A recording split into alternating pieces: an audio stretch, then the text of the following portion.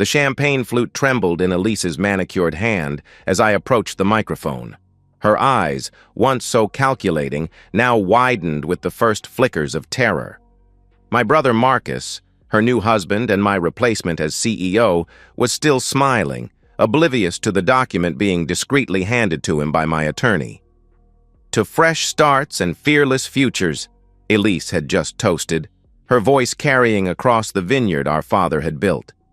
I took the microphone from its stand. "You stole a company," I said quietly, my voice amplified across the stunned silence of 200 wedding guests. "You married a fraud, and I just took it all back." The gasps that rippled through the crowd provided the perfect backdrop to Marcus's face as he scanned the legal judgment: immediate termination, asset freeze, and 48 hours to vacate all Weller corporate premises. In that moment, as Elise's picture-perfect smile disintegrated, I felt something I hadn't experienced in over a year: peace. My name is Daniel Weller, 42, firstborn son of Jonathan Weller and the former CEO of Weller & Company, the international consulting firm my father built from nothing. I was groomed from childhood to take the reins, and when Dad finally stepped down 10 years ago, I stepped up. The company thrived under my leadership, annual growth averaging 18%, client retention at an all-time high, and a corporate culture that made us a best place to work 5 years running. 7 years ago, I met Elise Carter at a charity gala. She was 29, ambitious, and breathtakingly beautiful, working as a marketing strategist for a mid-sized agency that handled some of our smaller campaigns. What started as professional admiration quickly became personal. Within a year, we were married. I thought I knew what love was. I believed in her completely. Elise moved seamlessly into my world, charming our clients, befriending our staff, and most importantly, winning over my father. No small feat for the notoriously critical Jonathan Weller. She even managed to build what seemed like a genuine friendship with my younger brother Marcus, who had always been the more creative but less disciplined of us. While I ran the company, Marcus headed our design division, talented but perpetually in my shadow. "You've found the perfect partner, Danny," my father told me the Christmas before he died. "She reminds me of your mother, sharp as a tack and loyal to the bone." Loyal.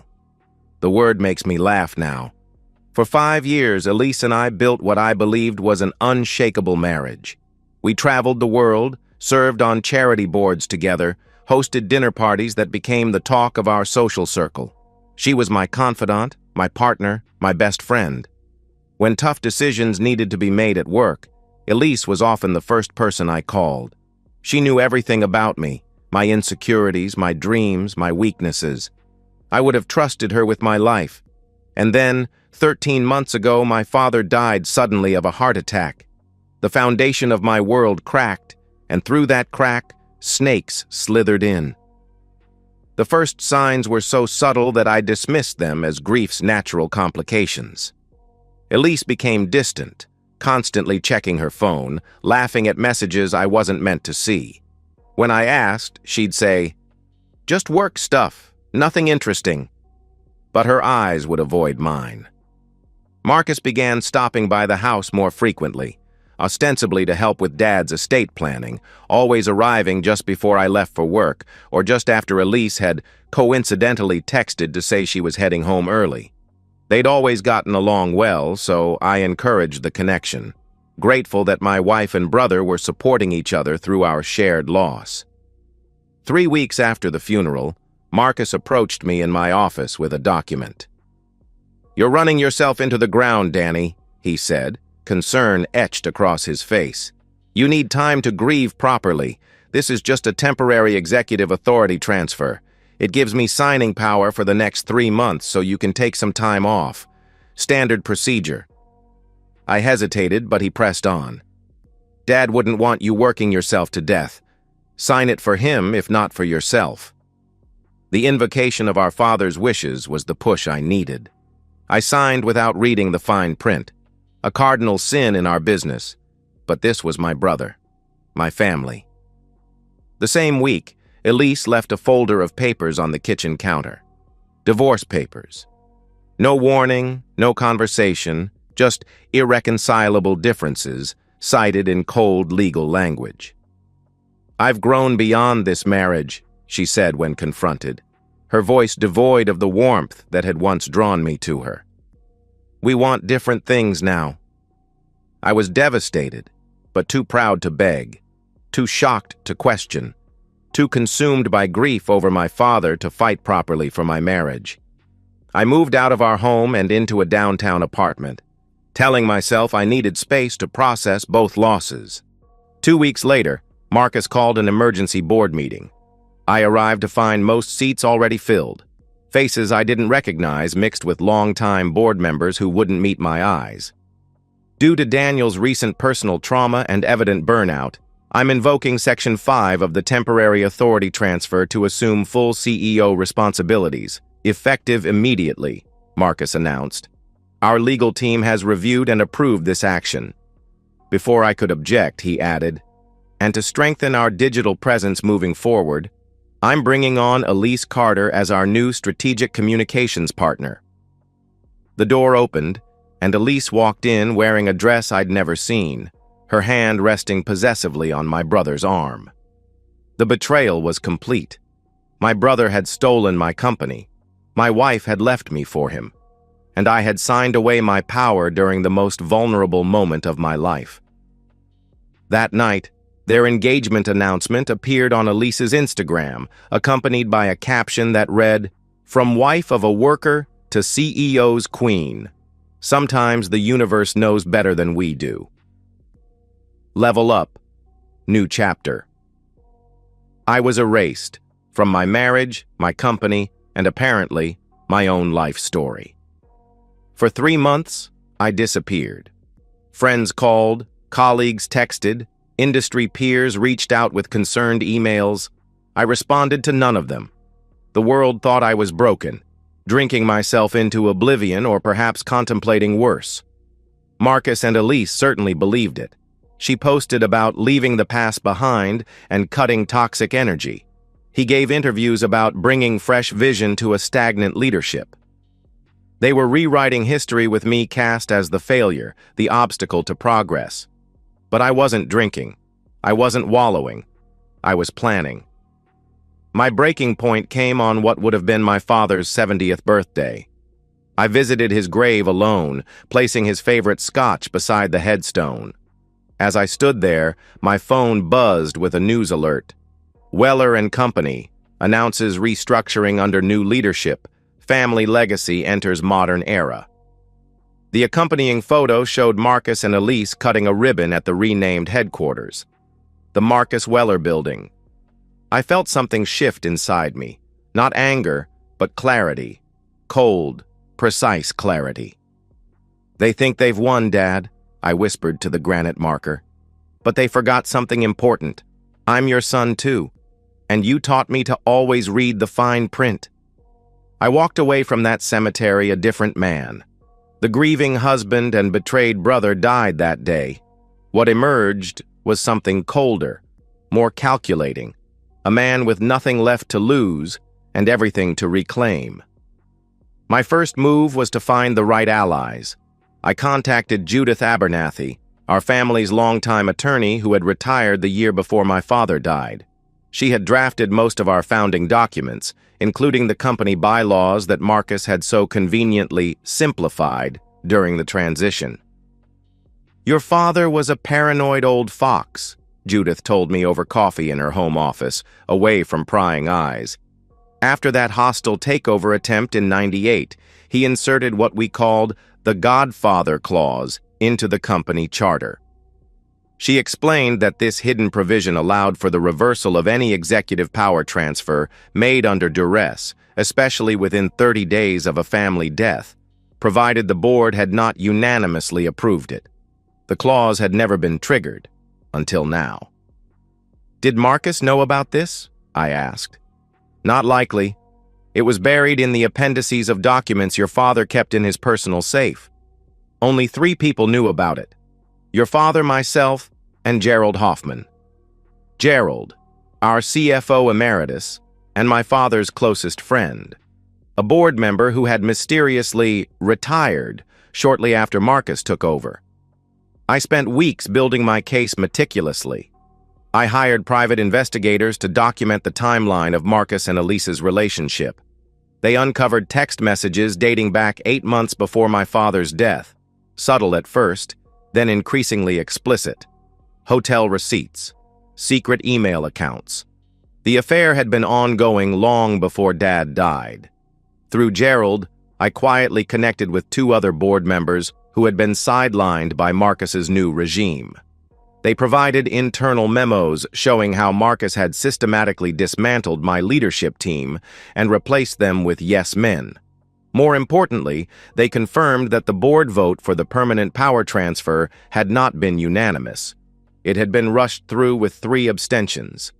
My financial team uncovered evidence of Marcus using company funds to finance lavish gifts for Elise even before our divorce was finalized, a conflict of interest and clear violation of company policy. They also found that Elise had accessed confidential client files using my credentials months before our separation, credentials I had never given her. I compiled everything, creating 2 distinct cases, one for the company's secret arbitration tribunal established by my father decades ago, and another dossier of personal and professional destruction that would never see a courtroom but would devastate them both if released publicly.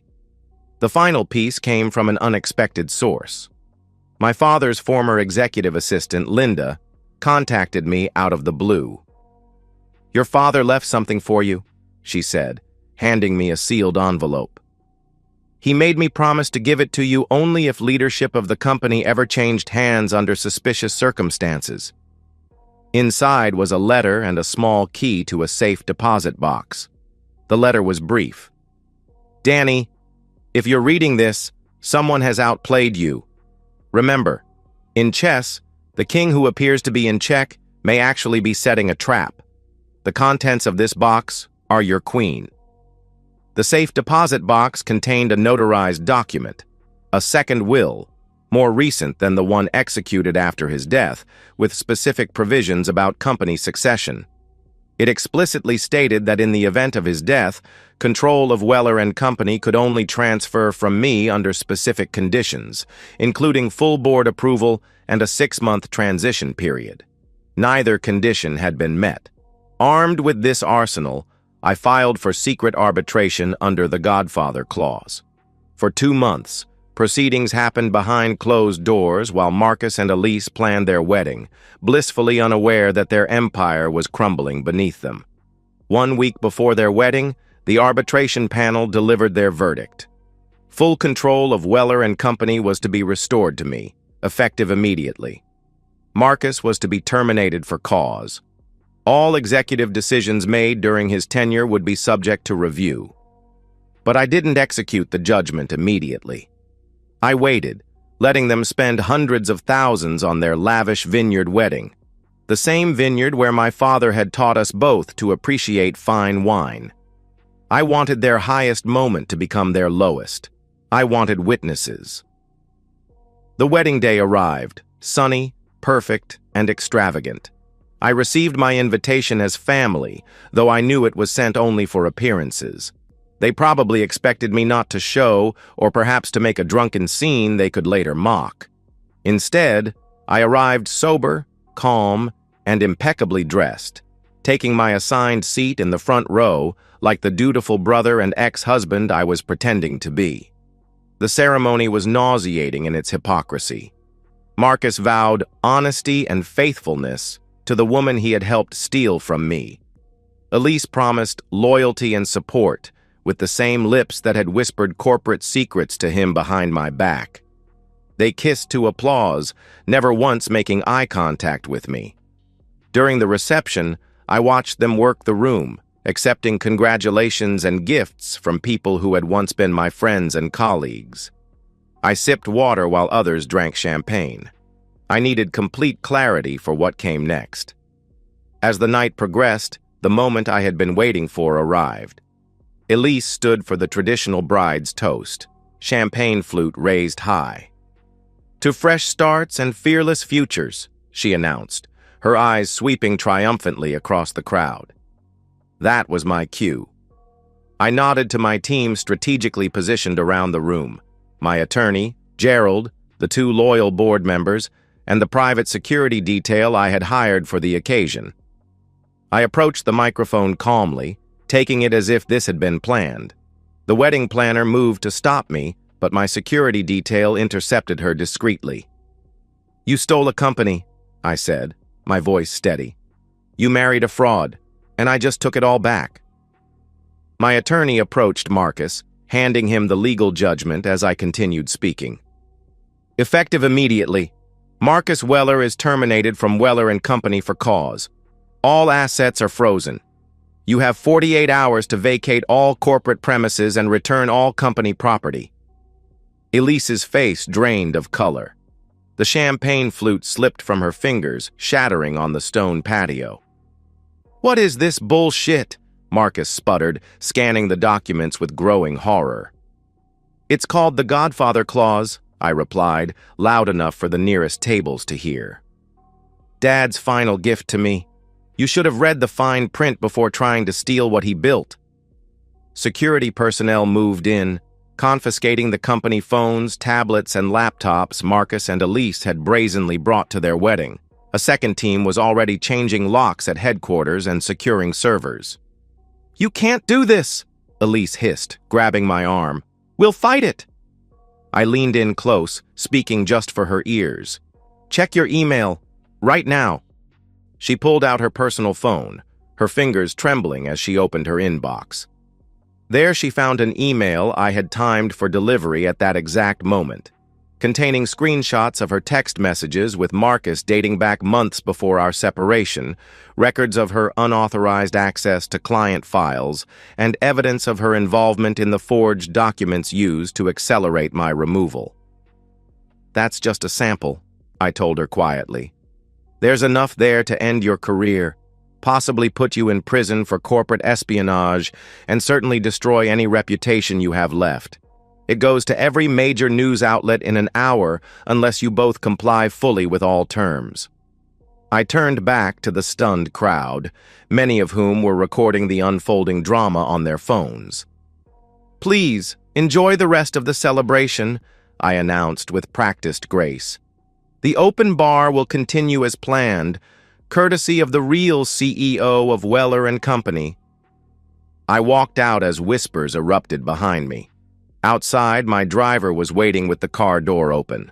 As I slid into the back seat, I heard Marcus shouting my name, but I didn't look back. There was nothing left to say. By midnight, the Weller wedding drama was trending. By morning, it was international news. The weeks that followed were a systematic dismantling of everything Marcus and Elise had built. Their downfall was as methodical as my planning had been. Within hours of the wedding, their access to all company systems was revoked. Elise's carefully curated social media empire imploded when I released evidence of her using company resources to artificially inflate her follower counts and engagement rates. Every NDA-protected influencer deal she had signed under her position as strategic partner was invalidated overnight. The whistleblower report I had prepared documenting her unauthorized use of my credentials went to the relevant regulatory bodies. One major client filed a $2.5 million lawsuit for breach of confidentiality when they discovered Elise had accessed and used their proprietary marketing strategy for another client. Screenshots of texts between Marcus and Elise mocking me, calling me a ghost in a suit and CEO of nothing, were anonymously leaked online. Their cruelty was exposed to the world, transforming public opinion from curiosity to outrage. Elise's carefully constructed online persona collapsed like a house of cards. Her followers turned on her viciously. Sponsors publicly severed ties, not wanting to be associated with such a toxic public figure. News outlets ran back-to-back stories about the corporate betrayal wedding. Her face went viral as a meme. The clawing climber who fell from grace. Marcus fared no better. The forensic audit I commissioned exposed his misuse of company funds. Over $1.2 million spent on secret trips, jewelry, and the down payment on a house he and Elise had purchased while still hiding their relationship. He was disqualified from serving on any executive board for 5 years. Former colleagues refused to associate with him. The press dubbed him the backstabbing brother, a nickname that followed him everywhere. Their marriage crumbled under the pressure. 3 months after the wedding, Elise filed for divorce, her second in less than 2 years. The irony was lost on no one. 6 months after the wedding fiasco, I delivered the final blow. A best-selling exposé titled The Godfather Clause, Blood, Betrayal, and the Fine Print That Brought Them Down. Published anonymously but clearly my work, it contained transcripts, receipts, board notes, and a detailed account of their rise and fall. The advance alone was 7 figures, all of which I donated to a foundation for corporate ethics in my father's name. Elise was eventually hired as a junior marketing consultant for a startup she had once publicly mocked, the only company willing to take a chance on her toxic brand. Her Instagram following dropped from millions to thousands, mostly people waiting for her next failure. She tried rebranding herself as a survivor of cancel culture, but no one was buying the victim narrative. Marcus moved abroad, attempting to reinvent himself under a slightly altered name. He approached several of our international competitors, but word had spread. No reputable firm would touch him. Last I heard, he was teaching basic design courses at a community college in a small Canadian town, his dreams of corporate glory permanently shattered.